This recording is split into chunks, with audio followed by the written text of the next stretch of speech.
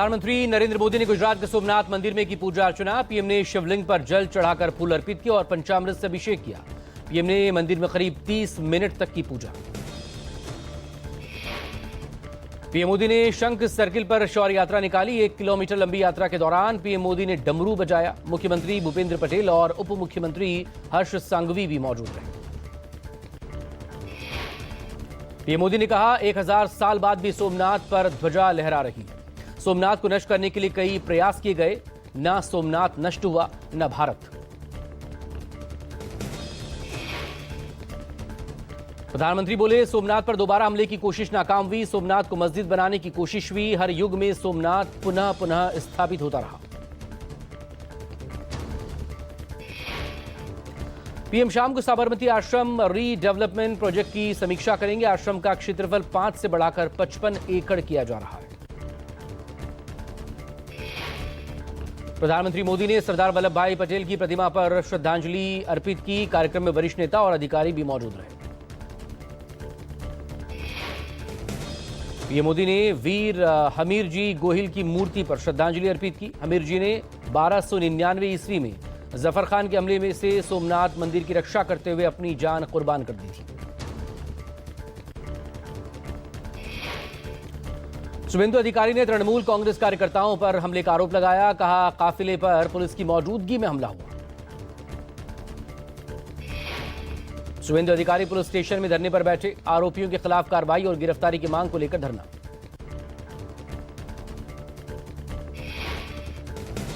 BJP का शीर्ष नेतृत्व मिशन साउथ पर अमित शाह का केरल दौरा, तो वहीं बीजेपी के कार्यकारी राष्ट्रीय अध्यक्ष नितिन नबीन का तमिलनाडु दौरा।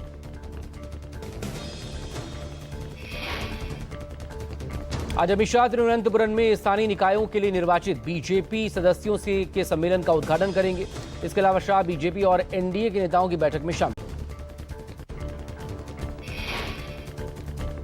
नितिन नबीन ने डीएमके पार्टी पर भ्रष्टाचार और विकास में पिछड़ने का आरोप लगाया। कहा, मोदी सरकार देश को आगे बढ़ा रही है, जबकि डीएमके सरकार भ्रष्टाचार के नए रिकॉर्ड बना रही है।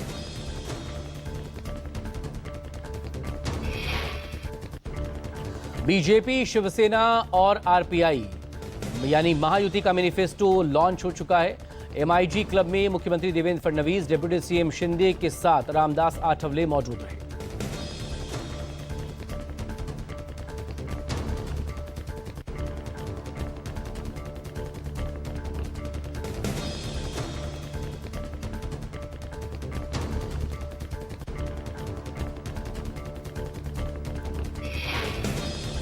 आज मुंबई के ऐतिहासिक शिवाजी पार्क में उद्धव ठाकरे और राज ठाकरे की संयुक्त रैली होनी है। रैली को लेकर समर्थकों में भारी उत्साह।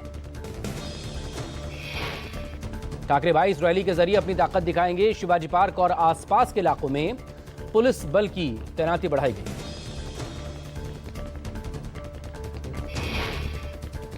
महाराष्ट्र के सोलापुर में बोले असदुद्दीन ओवैसी, एक दिन हिजाब पहनने वाली बेटी भारत की प्रधानमंत्री बनेगी। मुसलमानों के खिलाफ नफरत फैलाने वालों की दुकान अब ज्यादा दिन नहीं चलने वाली।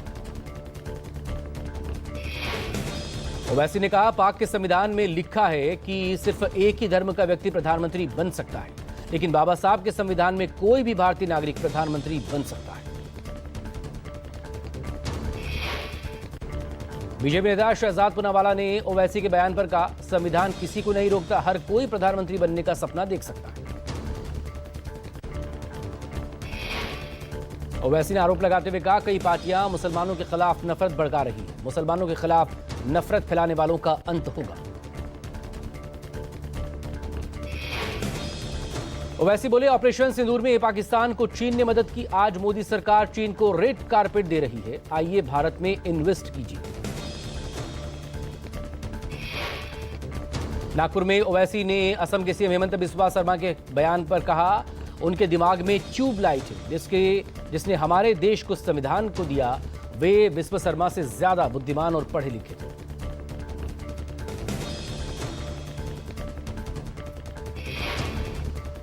ओवैसी बोले, दुर्भाग्य से जो लोग संविधान और उसकी भावना को नहीं समझते, उनकी सोच छोटी है, इसीलिए वो ऐसी छोटी छोटी बातें करते हैं।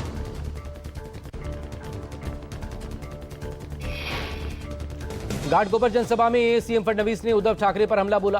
कहा, मुंबई में हिंदू शब्द बोलने में उन्हें शर्म आती है। या फिर किसी खास वर्ग के वोट बैंक के लिए इससे बचा जा रहा है।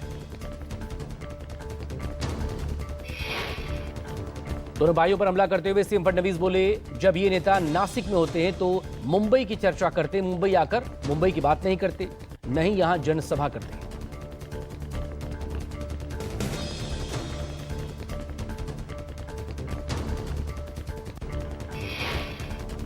नीतीश राणे पर समाजवादी पार्टी विधायक अबू आजमी का बड़ा हमला का, कुरान पढ़ने के लिए पाकिस्तान जाओ कहने वालों की जुबान को नहीं काटा तो अपने बाप की औलाद नहीं। अबू आजमी ने कहा, बौना सा दिखने वाला मंत्री कहता है मस्जिद में घुसकर मुसलमानों को मारेंगे, ताकत है तो मस्जिद में घुसकर दिखाओ।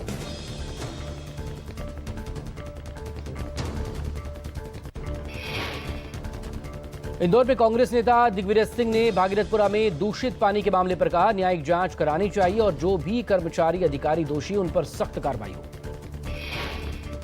कांग्रेस नेता दिग्विजय सिंह ने कहा, न्यायिक जांच की आवश्यकता है, जिम्मेदारी तो मुख्यमंत्री की भी है, वे यहां के प्रभारी मंत्री हैं।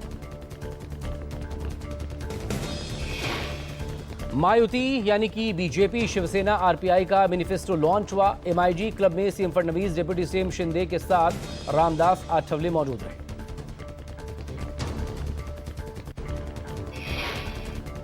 मोहन भागवत ने मथुरा में हिंदू समाज की एकता पर बड़ा बयान दिया, कहा हिंदुओं में फूट के कारण ही पराजय होती है। मोहन भागवत ने कहा, हिंदू समाज और सनातनी समाज एक होगा तो असुरी शक्तियां हमारा कुछ नहीं बिगाड़ पाएंगी, पराजय हुई तो फूट के कारण। अंकिता भंडारी को न्याय दिलाने के लिए अंकिता न्याय यात्रा संयुक्त संघर्ष मोर्चा ने बंद का आह्वान किया है। बंद को कांग्रेस, उत्तराखंड क्रांति दल समेत कई दलों ने समर्थन दिया। सीएम धामी के सीबीआई जांच के ऐलान के बाद व्यापारियों में दो गुट हो गए। व्यापारियों का एक गुट पीछे हटा, दूसरे गुट ने बंद का समर्थन किया। कांग्रेस महासचिव जयराम रमेश ने CREA रिपोर्ट के हवाले से सरकार पर निशाना साधा, वायु प्रदूषण को राष्ट्रीय स्तर का गंभीर संकट बताया। कांग्रेस ने सरकार पर प्रदूषण के प्रभाव को छिपाने के आरोप लगाए। रिपोर्ट के मुताबिक देश के 44% शहर गंभीर प्रदूषण की मार झेल रहे हैं। गणतंत्र दिवस परेड में आसमान में दिखेगा स्पेशल सिंदूर फॉर्मेशन। परेड में इस बार ऑपरेशन सिंदूर की झलक के साथ ही भैरव बटालियन भी शामिल हो। कर्तव्य पथ पर इस बार एयरफोर्स के विमान अलग अलग फॉर्मेशन में उड़ान भरेंगे। सिंदूर फॉर्मेशन में कम से कम 7 एयरक्राफ्ट शामिल होंगे। यूपी के बरेली में अंतर्राष्ट्रीय हिंदू परिषद के अध्यक्ष प्रवीण तुगड़िया का बयान, भारत सरकार को बांग्लादेश समेत दुनिया भर के हिंदुओं पर हो रहे अत्याचार की रक्षा करनी चाहिए। बांग्लादेश की स्थिति चिंताजनक और दुखद। सिलीगुड़ी में चंद्रिमा भट्टाचार्य के बयान पर सुकांता मजूमदार का पलटवार, कहा कुछ हुआ है तभी तो प्रतीक जैन के घर छापेमारी हुई और ममता ऐसे चोरों को बचाने के लिए फाइल लेकर दौड़ रही है। सुकांता मजूमदार ने कहा, मनरेगा में कुप्रबंधन और भ्रष्टाचार के आरोप है, लेकिन कोई कदम नहीं उठाया गया, यही असली हालात हैं।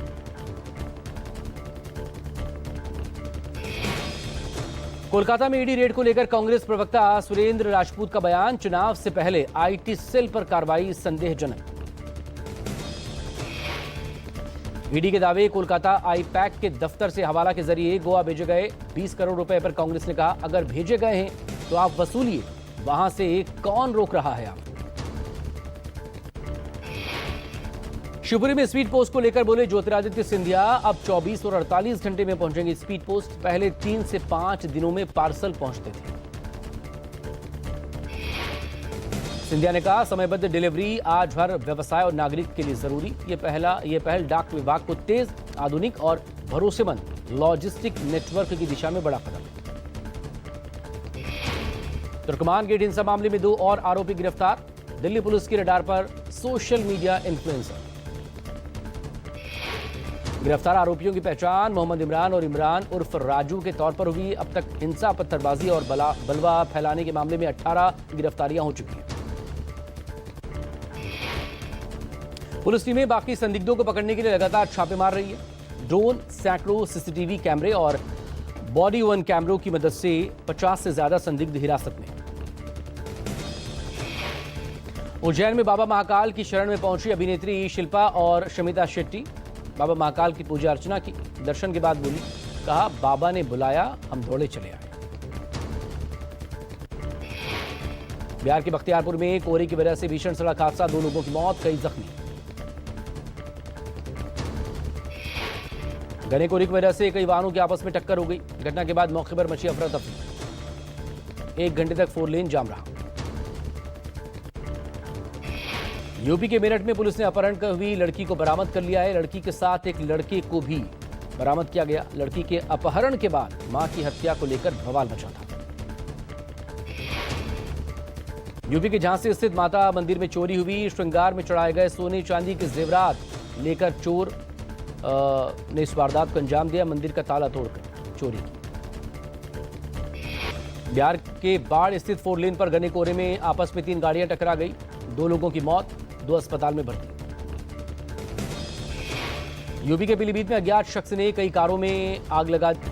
यूपी के पीलीभीत में किसान और एमओ के बीच मारपीट हुई। धान तौल न होने पर मारपीट का वीडियो वायरल। 20 दिन बाद भी नहीं तौला गया धान। किसानों ने मंडी में प्रदर्शन किया। बिहार के भागलपुर स्थित न्यायालय परिसर में हुआ high voltage drama. Court campus में पति पत्नी के बीच विवाद हुआ। कोर्ट के हस्तक्षेप के बाद मामला शांत। यूपी के गोरखपुर में 84 लाख की डकैती डालने वाले बदमाशों से पुलिस की मुठभेड़। गोली लगने से बदमाश जख्मी, 2 गिरफ्तार किए गए। लेखपाल के घर पर डकैती डाली। दिल्ली से साइबर ठगी का चौंकाने वाला मामला सामने आया। ग्रेटर कैलाश इलाके में रहने वाले एक बुजुर्ग डॉक्टर दंपति को साइबर अपराधियों ने 2 हफ्ते से ज्यादा समय तक डिजिटल अरेस्ट रखा। साइबर अपराधियों ने बुजुर्ग डॉक्टर दंपति को डिजिटल अरेस्ट रखकर करीब 14 करोड़ रुपए की ठगी को अंजाम दिया। 24 दिसंबर से 9 जनवरी के बीच दिया गया वारदात को अंजाम। अब पुलिस कर रही है मामले की जांच। झांसी के गरौठा में मंदिर को चोर ने निशाना बनाया। मंदिर का ताला तोड़कर अंदर घुसा चोर। माता के श्रृंगार में चढ़ाए गए सोने चांदी के जेवरात लेकर फरार। चोरी की जानकारी मिलते ही छानबीन के लिए पुलिस पहुंची। मंदिर में लगे सीसीटीवी कैमरे खंगाले गए। पुलिस की जांच जारी।